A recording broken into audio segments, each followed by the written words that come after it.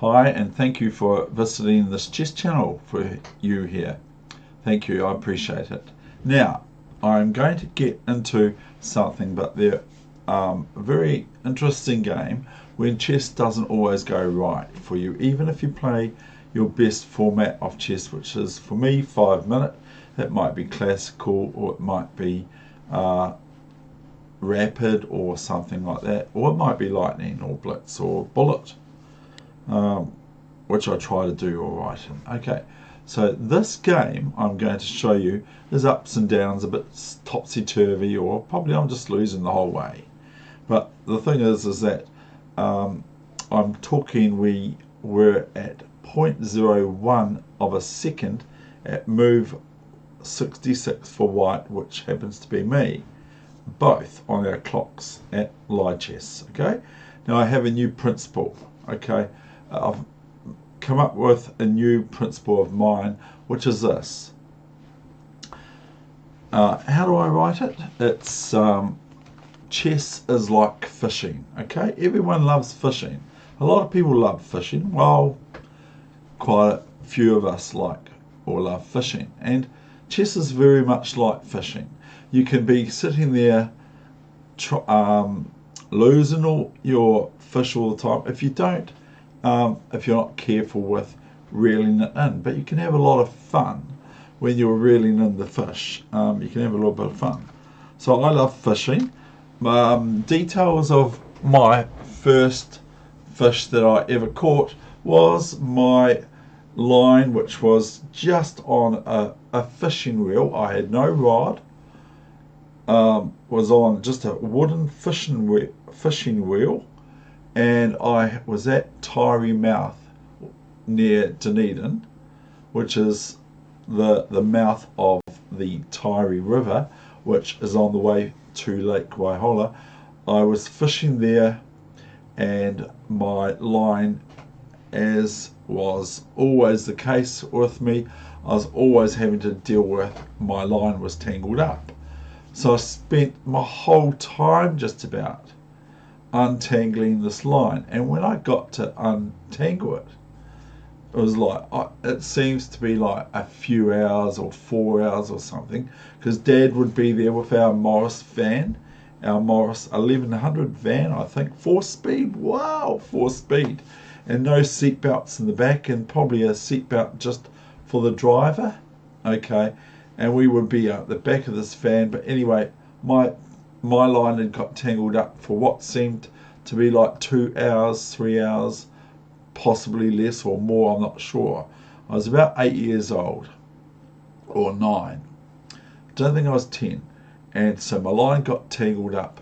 And then events, I was able to untangle my line, which is all over this sprawling place. Once I'd got to untangle my line, I pulled in a fish just with my fishing reel. I had a fish on there, and it was about that big, that big. It was about that big, this fish, okay? That was a good sized fish. And so we used to, my brother and I, we used to cook our fish up, butterfish, and we used to cook trevally like it was going out of business, and or like we had no other day tomorrow. But we used to cook trevally up and all that sort of thing, and Mum just dreaded it. We were allowed to cook on this gas stove. It was just, was it 2 or 1 gas parts to be able to cook our fish in the frying pan, and Mum just dreaded it. But we tried to keep it from getting too smelly and all that sort of thing.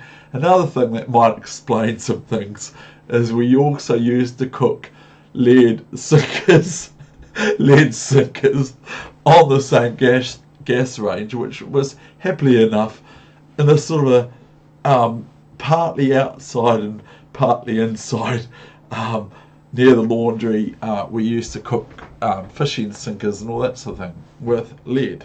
Okay, so we used to make lead sinkers inside or outside or in between sort of thing, which is now the conservatory at my mother's place. But anyway, that principle is chess is like catching a fish if one is careless and silly, the fish will get away. And that's possibly what happened here with my opponent today. And this is also a life chess lesson for me too. This is what life is like. You have to be careful. You can't just be too complacent. And so, but when you catch the fish, it can be memorable. And so that time when I caught that fish at KIWI Mouth, even though I don't know the actual date and everything, that was memorable for me. And it was my first fish. I used to be able to catch cockabillies and things like that, but no fish. Is it cockabillies or are they just what we used to catch for making into frogs? Tadpoles, no, cockabillies then. But when you catch, I'll just read this first. But when you catch the fish, it can be memorable. You have to be prepared before fishing with bait. This is like your chest opening. You have to be prepared before fishing with bait, a license if applicable, even though some people might try without, and time. You have to have time for it. You have to come with time and prepare to lose and not get anything. Okay, so you have to, all those things. So lots of fun reeling in the fish, but you cannot be complacent. Sometimes it's nice to throw the fish back, and that's like that in chess too. Sometimes it's nice to just say, look, I'm a really good player, especially in blitz, so I'm just going to give you a draw, offer you a draw, and that can be a little bit annoying to some people. So I made that one on the 18th of April, and just some chess news. I played in the Marathon Spring tournament, which is not spring here, it's autumn, so it's the other side of the world, on live chess on Saturday till Sunday. So I played on that, and I didn't even know what the time limit was. It was 2 minutes and 1 second. I found out that I get a 1 second increment each move, and I did pretty well. I played some Grandmasters, International Masters, FIDE Masters, and some people that were rated. One was 2685, but they didn't come up as a FIDE Master or International Master or anything, but they're surely something, because that's their rating on there. Okay, so here we go. Let's get into this game of chess. That's what you're all here for, I hope. But it could be because, you know, like one friend of mine on YouTube or so, who is watching some chess or listening to the books or whatever, thinks there's something wrong with me. There possibly is. I think it's best to say I saw on a comedy program just recently, because I've had some old hours since that. I saw on one comedy program the other day that the man was told by the woman, "You're crazy," and he said, "Well, you are. All men are crazy." Okay, so I've got teddy bear, and I've got Kia, Australian Kia. You know, Australian Kia. Okay. Yeah, Dave. What you doing, Dave? How come you're doing this chess so long? Okay, so we're going to get into this game. And here it goes. I've got others I can show you, but this is the one that I think is worth a look, Nigel, worth a crack. So let's go. Calm down, tiger, you whistle you. Calm down, tiger, in your cage.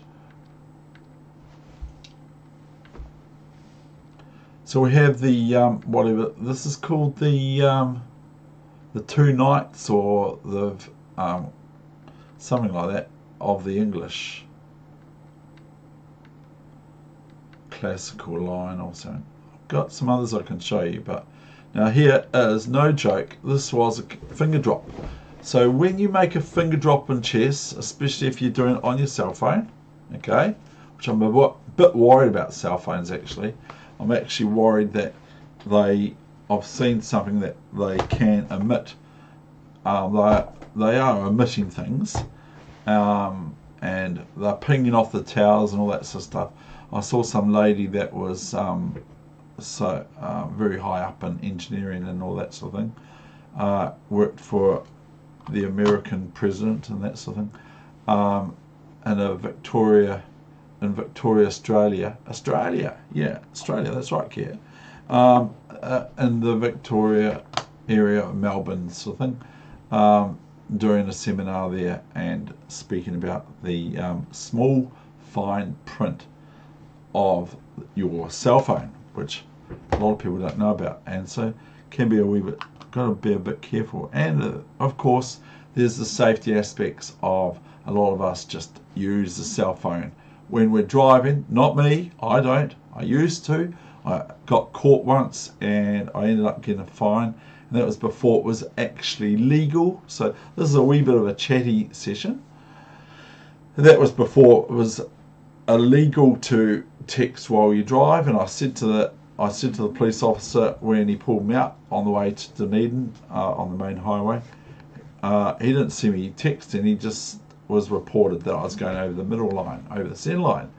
And so after that I decided, right, because I got a $150 fine, after that I decided, right, I'm never going to do that again. And so I make a point of it.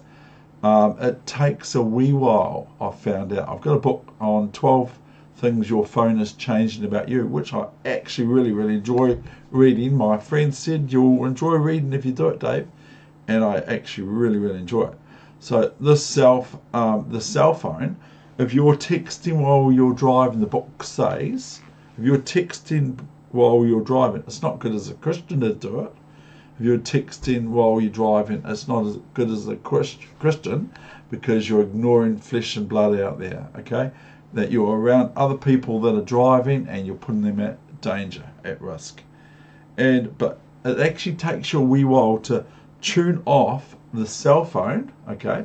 Takes you a wee while to tune off the cell phone before you can re-engage, especially for male, with the traffic and with the road and with driving and all that sort of thing. But we think, yes, we can do two things at once. No, especially driving, because there were anyway. So here's a mistake. Okay, King F1 is a finger drop. Okay, so here we go.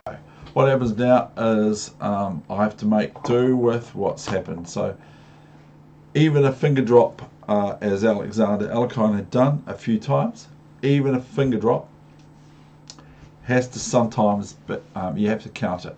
You can't say, oh, it was a finger drop. Well, yeah, I know. Well, I can probably tell because you were winning, but then till that move, now you're making some ghastly excuse, which is as excuses we make when we lose, out of this book here, How to Cheat Chess from William Hartston. See, real tidy illustrations, you know.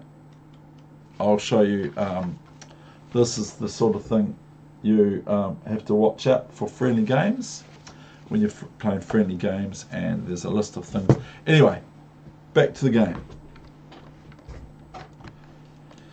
So I have to play like I'm trying to disguise that I'm actually doing this on purpose. F6.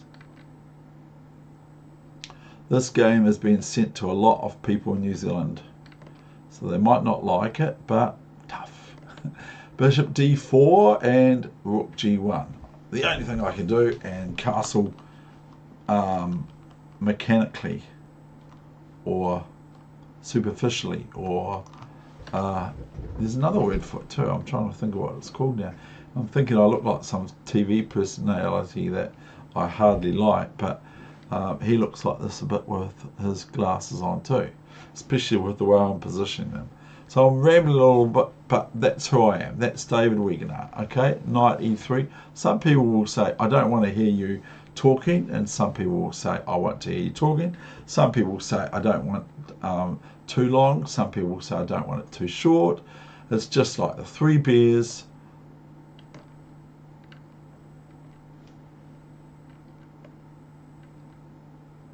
Knight A4, King G1, Knight C3, Rook C1, go away knight. This mare has to merely move out of home. So it goes back here. Okay, now I go King H1. This is a 5-minute game. Okay, this is a 5-minute game. So A friend of mine said from the Canterbury Chess Club, he said anything can happen in a 5-minute game. Anything. In a lightning game of chess, anything can happen. So be prepared. So this game ends up with 0.00.01, and I can prove that on my cell phone. 1 second left each at White's 66 move. Now, what move would you play now? I'm not saying it's the right move, but it's the move I played.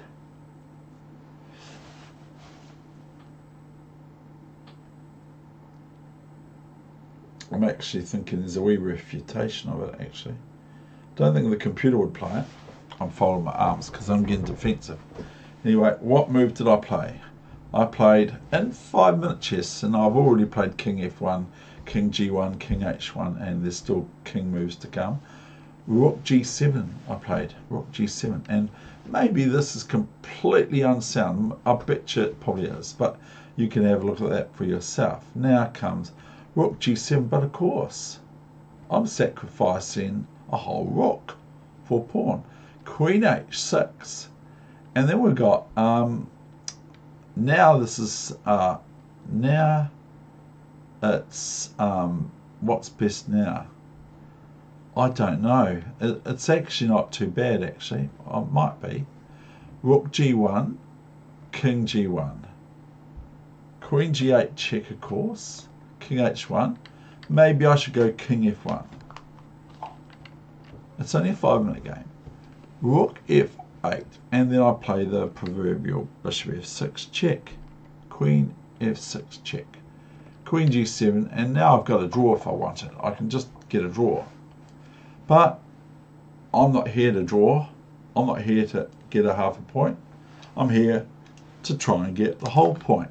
And I'll tell you what, I'll even risk a whole point to get a whole point than to get a half a point. I'll risk half a point. I probably should just say, look, take my fish and move on and next game. But I'm playing chess, so I play Queen D8 check, and of course Queen G8, and I go Queen D6, and now I've made a halt to the whole proceedings here. Everything's happened. Bishop F2. Now it's White that's threatened with Queen G1 checkmate, or Queen here and here. No, Queen G1 checkmate. So I take the pawn on E5. And there's only one move here, is Queen G7. And then I've got this move, which I did play, in Queen G8. And I can't go on a holiday here with Queen G6 because of Queen G1 checkmate, as mentioned before. So I play Queen here again, and Queen G7 and Queen E8. It almost looks like I am taking a draw. Queen G8, and I'm very short of time here. I'm not kidding you. I'm terribly short of time because this has been quite a little bit of a thing. So I play Queen G8. Now it might be best to play Bishop H5. That might be the best move, but that's not what I played here. I played Queen G8 and King G2. Now CB5 I played and AB5. Now I could probably try to get in behind, but I now play Bishop D1. Okay, now no more talking. I'm just going to let you see the swindles coming up.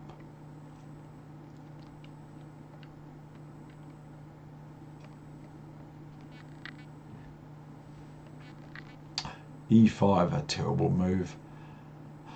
I tried this once in another lightning game about 35 years ago, or maybe it's 45 actually. I'm not that young. And now we have King E5, and I only have nothing here. There's nothing in this position. Black is completely won unless they let me win. Knight D2, and guess what? I go here and Knight F3, and guess what I play? Guess what I play? This is not a test to see if you can find the best move. This is the test to find if you can find the worst move. I played E6 and Knight D4 check, and King E5 and Knight C2, and now D4, and guess what? Now black blunders. Now black blunders. Black blunders. I can't believe it. And it's so good that black blunders. I can just about checkmate black if black blunders. But what does black do now? They blunder. They've got a completely won game. I bet you if I tested it out on the computer, it would prove what I'm saying. Black now plays bishop c3. Oh no, bishop c3. And so I go king up. I'm going to lose the pawn, aren't I? So I might as well try to push the pawn, Your Honour. So I go king d6, and now it's all lost, more or less for white now. No, for black. Black's actually lost now, because there's no way that the pawn on e6 and f6 can be stopped by black's king. So we've got knight d4, e7, and now if white was met with king here now, okay, which would be a new variation, then white would merely play this move here, check, king takes, and king up, and queen check next move, even though white has to play against black's knight and bishop. So this is quite exciting, really, isn't it? So king f7, and I went king d7, and now it's a little bit similar, but possibly a wee bit better for white.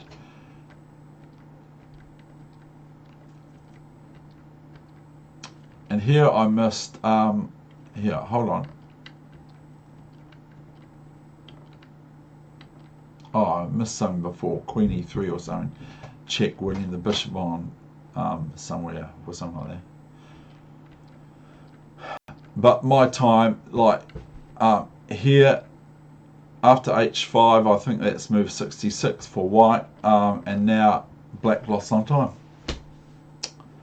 Didn't resign, but just lost on time, and so it was 0.01 seconds each left at move 66 for white. Okay, that's the end of the session. A little bit of information, new information for a new principle, and a bit of my history from my life as fishing, because fishing is just great. Fishing is great, but you have to be prepared, and if you're not, then you end up getting in all sorts of tangles and all sorts of messes and that sort of thing, and then you end up getting lead poisoning from cooking up sinkers. Thank you very much. All the best with your chess, no matter where it is and no matter where you're at, and thank you for visiting this YouTube chess channel, and thank you, YouTube. Bye for now. Please call again.